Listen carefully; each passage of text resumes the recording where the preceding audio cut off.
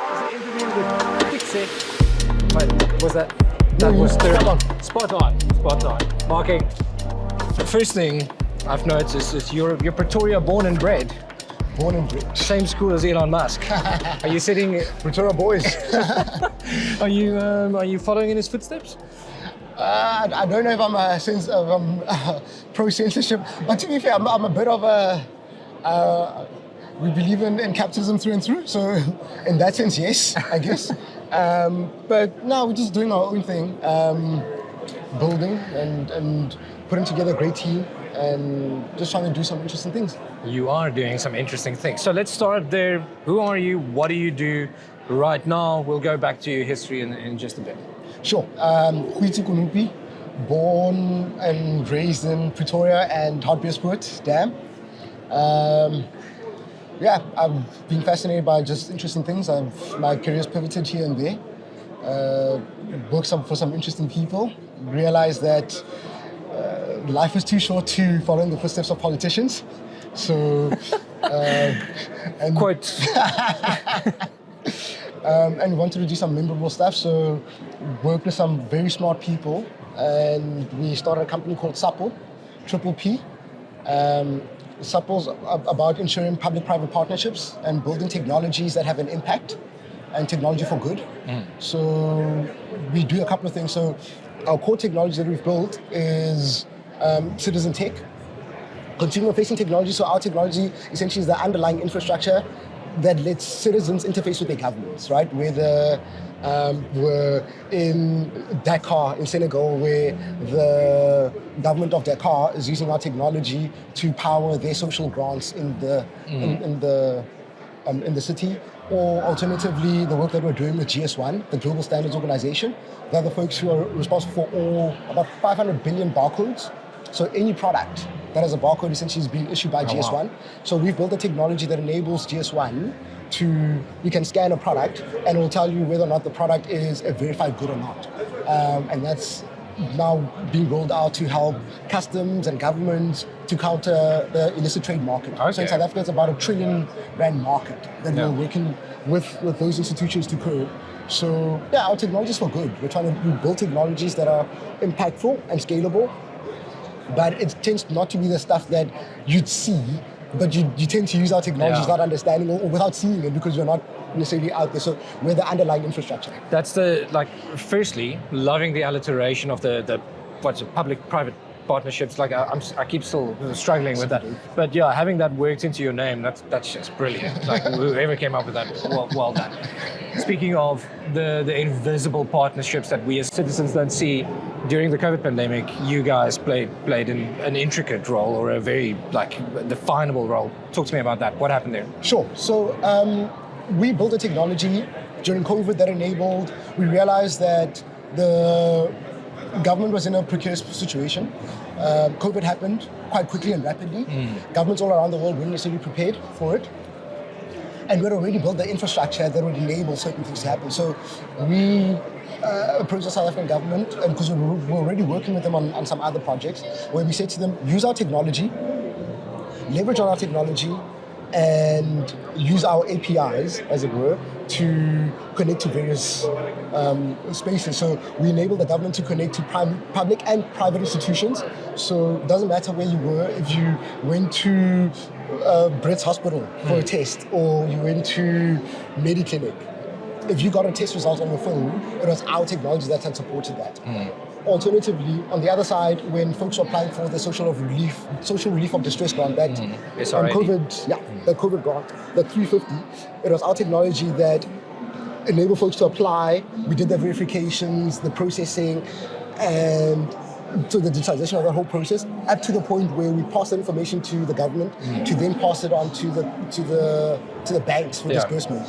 And that enabled the government to do about 66 billion rand in transfers in a year. It was done rapidly, it was done quickly, and we didn't charge government at all for it. Zero. We didn't make any money from it. It wasn't about money. It was about showing government that actually you can digitize a lot of your processes and systems rapidly so that the stuff is easy. So it was the notion that we didn't want grannies and the unemployed folks to stand in long queues to apply for a grant, as was the case, where you had to stand in a queue, wait the whole day, apply for a grant on a form, wait a couple of weeks, bring back information and all of that. I mean, we even did the disability grant, for instance, fantastic. where, again, folks needed to go to a physical space to apply for a grant. The disability grant process as well was the same thing, where folks were able to apply, upload all the documents, all of that gets verified. We built in certain protocols in place, and we'll pass on the information to say that, you know, your grant has been approved and the banking details sorted, and the banks then disperse that. And we weren't involved on the payment side because that's for the banks, but we ran the entire process up to the point of disbursement. Like that communication that you're facilitating, essentially. The entire process for that facilitation. That's fantastic. Like the first thing that comes to mind, like, I mean, you mentioned the words quickly and rapidly, and then we're looking at public-private partnerships. Those things don't, like, speed isn't one of the key words that I would use there. Yet the COVID pandemic kind of highlighted the need for it, firstly, and secondly, the ability to do that should we be able to circumvent regulations. How are you finding that, like, communicating that value proposition to governments? So I think it also helps having so teams are really important, right? So, I mean, I'm very fortunate that I have my partner Eldred and I have a really solid team of people who are really smarter than us. It's important to recruit people who are way smarter, as you've seen, as you've met some of my colleagues. They're really brilliant people, and they're able to look at a problem and find ways around the problem and come up with a solution. So, for instance, around those regulations is presenting, and I mean, to your question, is a lot of the time folks think that stuff needs money, right, to get things done. Most of you are working with government, right? But for us, I mean, there's more value. There's actually way more value outside of the government space. So that's why a lot of the service and the products that we did provide to government, we didn't make any money from it, and we didn't charge government anything for it. Precisely from the perspective of, you need to demonstrate to the partners and the clients that this is what we can do at scale. Here's how all of your problems get resolved at scale. And by the way, it won't cost you anything because I actually don't want money from you. Because I'm actually trying to help you solve a problem. It's a very different perspective, or different mind shift from the traditional, okay, we'll build a solution or the technology, we'll dump it on you, and let's go. It's co-creation. So we co-create our technologies with our partners, where, for instance, we'd approach and say, what are your deepest problems? What's preventing you from reaching your full targets? Your success metric. And your success metric. And here's the technologies that are in place that we can introduce to help you do X, Y, Z. And here's how we can accelerate your timeline by 18 months or 24 months. And by the way, it won't cost you anything, because there's value in other stuff. You've mentioned value in other stuff. You need money to survive. How are you sustaining yourselves? How are you making money then? So in that scenario, for instance, it's because we, for instance, anonymize the data and all of that, it's actually the insights that you get from all of that activity. It's not about you and your personally identifiable information at all. It's around, okay, now we understand. I'm going to give you an example. During COVID, one of the things that we discovered is that even government's planning is far out of date. Because, for instance, we'll use the census as an example. The census of 2011, there's a community in the Northern Cape around Kuruma. In the 2011 census, there were 50,000 people in that community. Using government's own model, if that community were to double in 10 years, it would be a lot. Now you fast forward to 2021 when the census was being done, or 2022 when they eventually did it. But just before that, we were able to demonstrate to the government at no cost that, folks, it's not 50,000 people that live here. It's actually 350,000 folks. So what that means is that all big difference. Big difference. So that means that your entire planning and modeling, so the public infrastructure that's there is wholly inadequate to support all these various things. So you don't have enough roads, you don't have enough, the water infrastructure can't support the growth of the population. You don't have enough hospitals or schools or so even if you double, based on your models, even if you double the population from 50,000 to 100,000, That's not going to be... It's not enough. So it means that our entire modeling, and that's why the importance of data-driven decision making, you still require real-time data. So all that data is crucial to help inform decisions going forward. And I mean, where you can save money, you can save money. That's you can charge to the value of the problem that you're, or 100%. the percentage that you're saving. Yeah. And it's also, like, for instance, because now with the advent of AI, right, it's about the data lakes. How much data do you have to train the models? And more specifically, proprietary data. So we've built more than enough data around not only the composition of how South Africa looks, but you can also then model what South Africa will look like over a period of time. Yeah.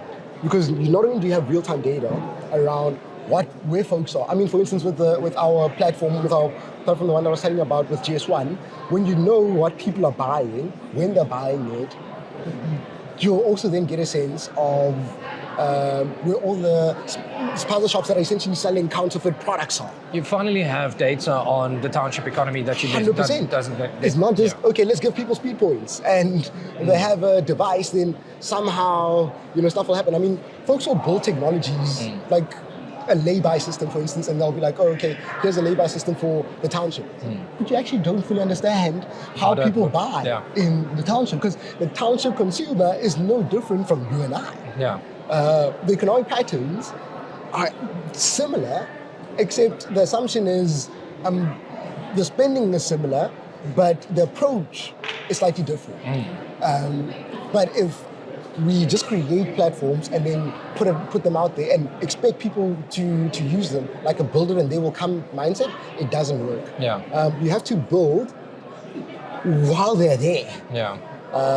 And the ways to commercialize, so for instance, partnerships with financial services institutions around the data and the insight, partnerships with, for instance, the UN, UNICEF, African Development Bank, many other institutions. There's a lot of value in different spaces, but it's not as, I wouldn't say, it's not as pedestrian as I'll put an app and I'll make money from the app. Yeah. So how does this translate to the man on the ground? Like, where's the benefit to him? I'll use the Verified by GS1 app that we've just put out. Before a kid, so the stories, and that's why we build technology for good. The notion that kids are dying from walking into a shop, buying a product, buying sweets, and getting food poisoning, that is just insane to us. Now, because of the technology, before a parent allows their kid to ingest anything, you can scan that barcode and it'll tell you that this product is not verified by GS1. When you have all those points, you then realize that there are a lot of these stores that exist here in this cluster that are essentially not only involved in the illicit trade, but their products themselves are harmful, are health hazards to the population. So that means that the consumer is able to make more informed decisions on the one end. On the other side, the officials and the authorities that are responsible for holding these folks accountable and for visiting these stores, and the health inspectors, the SARS, and folks who are actually responsible for managing and providing that oversight over that entire sector actually have the right data to know that there's a cluster here that's been reported that's selling illicit product, and let's take them out of the system.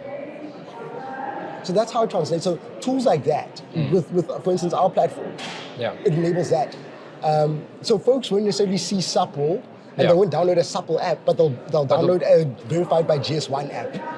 And that's powered by Suppple. And the effects will be there, the result will be there. Okay. Right. I'm terrified of AI. I'm not going to lie. Skynet, right? I read the book. I read the first chapter of the book Super Intelligence, and I tapped out. I was like, nope, it's going to take over the world, and we're in trouble. How are you utilizing this for good? How are you bringing that? Yeah, like what is the function of AI in a data-driven business? I can imagine what that answer is. Let's hear it. So we don't think so. There's going to be obviously over time. Someone will get to AGI. Someone. We'll see who gets there first. But it costs a lot of money, a lot of compute to get there. AGI? Yeah, AGI. So it's the notion of general intelligence, like Skynet, like a super intelligent entity that essentially is, if I can say, has human reasoning. Let's carry on. Yeah. So we aren't there yet. And where we are is in a space where there won't necessarily be a single model, a language model or an AI model that will just do everything. Yeah. You're going to have a lot of sector-specific AIs, right? So for instance, we've built an AI model for healthcare that we've been working with a number of the healthcare providers in the country to roll out. And that's been trained on a lot of data, a lot of healthcare information, a lot of their proprietary information and the like, right? This model will enable folks to, for instance, if you're on a particular medical aid, because those are folks that we're working with in hospital plan, where you go onto the platform, you highlight your symptoms, what's going on, and your patient record and all these other things to be able to assist you. Right. And tell you, no, but this is a common cold, take these over-the-counter meds. If you're not feeling better in the next 48 hours, I'll touch base with you again. And as like a personal assistant, it'll find out how you're feeling today, did those remedies help? If not, it'll ultimately recommend that you go see a physician. And those physicians are also part of that network. But that's where it becomes interesting to me, because I do think that human component, like even if we talk about a massively advanced AI network, that human component to it. You can't replace it. Yeah. But then again, if we have all of this data, we've had access to this data, all of these conversations, all of the inputs that we've been giving this, what do you call it, model. And a new doctor can all of a sudden facilitate this, and the AI can flag, listen, there's a couple of these symptoms that might be an underlying cause of autoimmune that's not as easily identifiable. Now we're saving lives. 100%. Okay, am I getting it? You're getting it. I'm terrified, but I'm... 100%. I mean, the way to think about it is that AI is not necessarily supposed to replace humans. Yeah. AI is supposed to exist to essentially support or supplement what humans are doing. So, in the healthcare space, I mean, that's an example. Yeah. Also, as part of that process, our AI model, our healthcare model, is enabling doctors, and we're starting to pilot with a few of these groups where it's supposed to assist you. So the entire patient record gets uploaded, is able to synthesize and assist the doctor with a full summary around, but this is a profile, this is what's going on, these are the things that have been identified, this was the last interaction that you guys had as a doctor. Before, doctor had to go through and then, this is what's happening. Now it's supposed to essentially assist the doctor to make more informed decisions. Yeah. I mean, when I go to my doctor, I've got 15 minutes with him. New doctor, I've got 15 minutes. Oh, he's giving me a diagnosis. I know of psychiatrists that's giving diagnosis after an hour, or like handing out meds after an hour, which is what they're required to do to a certain extent now. Can you really? But if you do have access to all of that data and records, that's a beautiful thing. It becomes more informed, right? Because it's not replacing the doctor. Information. But the information is there to help the doctor to make better decisions in your care. Accessible, concise, clear. 100%. Yeah. So for instance, with a psychiatrist, it's the notion of, because like you're saying, because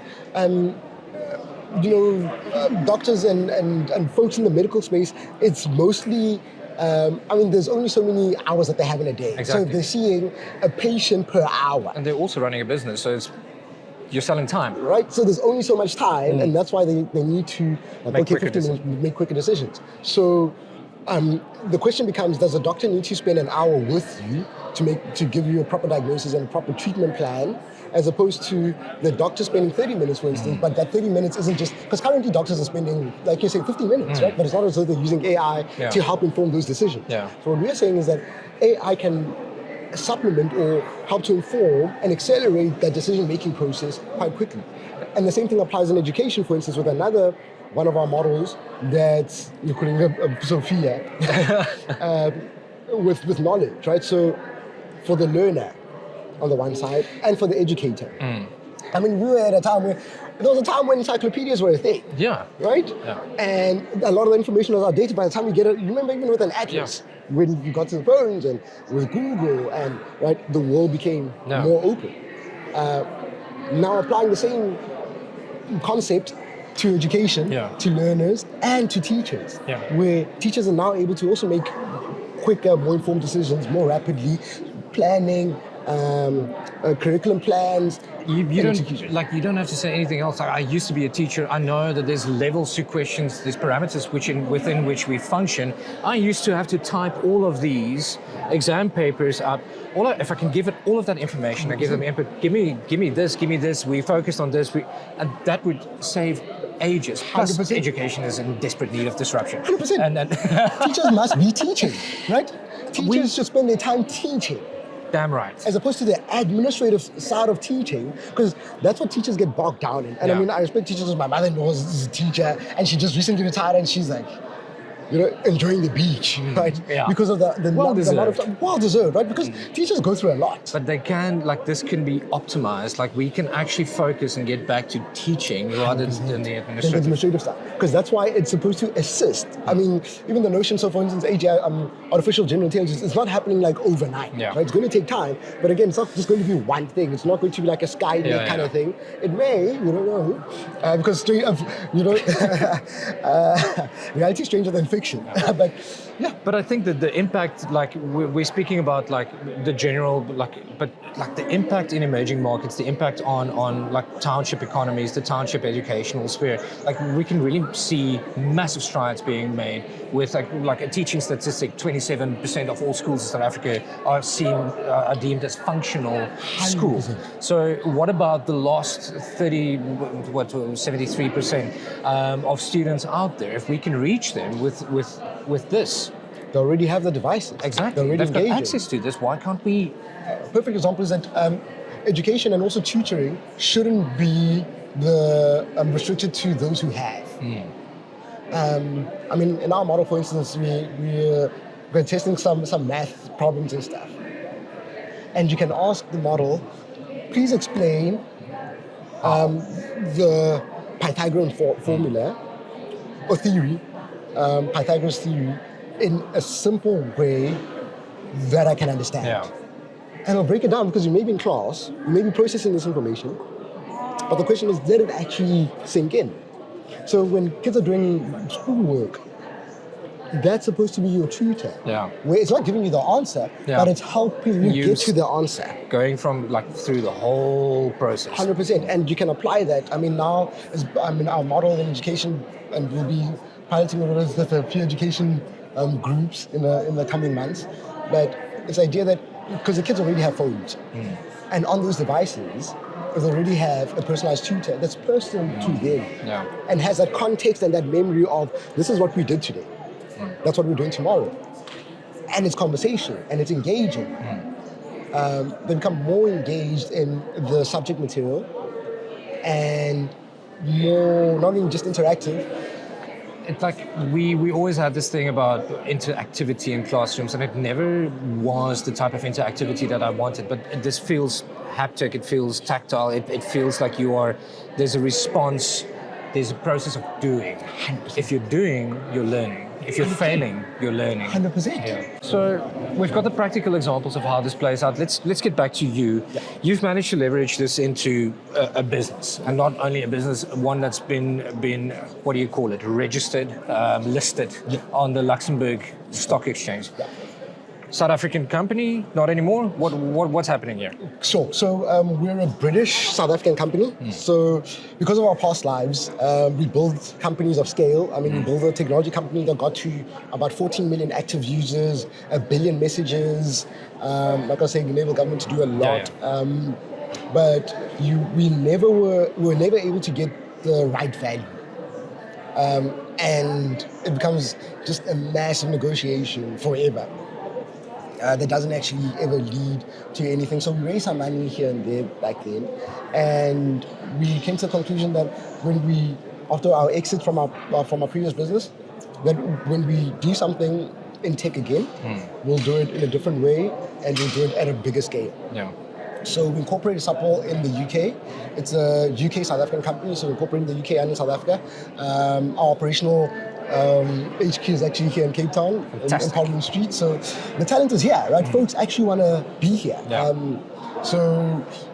We're in the UK. Our office in the UK. We're here. Primarily, our team is here. That is registered office, and our HQ essentially we've got like 1 or 2 people here in that office. But the actual meat and potatoes is here. Okay. So we built a business, Suppple. We built relationships with our customers and our clients, and we were fortunate enough to have the right kind of investors who backed our vision, and they took us public. So we listed in Luxembourg at a decent market cap. We're happy about it. And that enables us, or gives us the firepower, I guess, to essentially be able to invest into the AI space, because some of this stuff actually costs quite a bit of money. Yeah. So it gives us the resources that we need to be competitive in this space, and also to build AI that's focused in our market. What are we? We're talking euros there. Yes, in And euros. that of course translates to multiples of rands, which is always useful. What do you define yourselves as? Tech, deep tech? What do you? Tech. Okay. Just we're a technology company. So our mission is to build the largest technology company out of Africa, right? So that means the software Yeah. component. Once you've got the software covered, the data centers and the connectivity. You want to bring data centers here? Like, are we utilizing overseas data centers at the minute? Because of our capacity, because of our experiences, we have to Have control. We have to have control. Because again, as much as these guys are here, these guys are not keeping the rands here. Yeah. Right? Capital is not flowing into the country; it's actually flowing out of the country. Yeah. So we went offshore to bring capital back into the country. That's beautiful. Like, We're patriots. I mean, we're not moving anywhere. I mean, we were here and there. just say that louder for the people We're in the back. patriots, and we're not going anywhere. Like we love this. This country is phenomenal. It's magnificent, right? This is a country where a lot of the stuff we tend to really undersell ourselves as South Africans. Absolutely. This is a country Absolutely. that created the yellow fever vaccine, right? The donors on every harbor, right? They're calling it something else everywhere else, but it was created here. Yeah. These modular reactors that folks are talking about in China and the US, that is ESCOM technology, for instance. Yeah. That was essentially taken out. So Absolutely. we've built phenomenal things, and so there's no reason South Africans, we're just a very special breed of people. I love the fact bringing that outside capital back in. Like, for long, I've been very irked by. I shouldn't be giving my opinions here, Speak but your mind, bro. there's a bunch of these international companies utilizing our resources and taking the rands out of this 100%. country and 100%. not investing back into South Africa. And I've always said, like, we should stop the flow of this, but this is even better. Like, let's bring that capital in. Let's start investing in our people. Let's invest in our resources and build this country the way we know how. 100%. And it's not as though we don't know how, right? Yeah. We just need the access. I always say to folks that, there's something very special about South Africans, is that I know for a fact you don't have a second passport. I do not. And I won't get one. 100%. I'm a patriot. 100%. The vast majority of South Africans, right, across cultures, this is home for us, right? Doesn't matter where we are growing and scaling to, right? There's, I'll tell you a funny story. One of us, our advisors are in Luxembourg, right? And the partner that side of our corporate advisors, they're in Luxembourg, South Africans as well, right? Originally, South African and French, but he still has his green number, right? Because it's just who we are. Yeah. And because of that, we need to tap more into, how great we are. And what helps is our diversity, because there's literally the notion that, our diversity is actually what makes us great. Yeah. Right? When you gel everything together, we create some phenomenal things. And we just need to keep reminding ourselves that We shouldn't be We so are phenomenal people. We shouldn't be so focused on the diversity component, but rather on the similarities within that diversity. There's That's so what I'm much saying. overlap in culture 100%. that we tend to just overlook. When I say diversity, I'm talking about not diversity in the traditional sense, Yeah, as yeah. how it's being, Used. how it's been used. Not that. By diversity, I mean people from unique backgrounds and insights. Yeah. When you put folks together, With a common goal. the brightest minds you can find together, and as the Gen Zers say, let them cook, right? Some phenomenal things come out. Absolutely. I mean, you just get some really interesting stuff that just melts together, and it's not. I don't believe in diversity for diversity's sake, to be honest. What I'm referring to is the notion that get the best people who just so happen to come from different backgrounds. Yeah. Get the perspectives into a room, get them behind a common goal. You can take over the world. They will create magic. I mean, we're seeing it now. I mean, there's the energy that we're experiencing in the country is palpable, right? Absolutely. Because folks are coming together trying to solve the problems. Yeah. We've got a uniqueness to us, and when we just focus, like harnessing that energy, Absolutely. it's like nuclear power. It's like when you harness it, there's so much that comes out of it.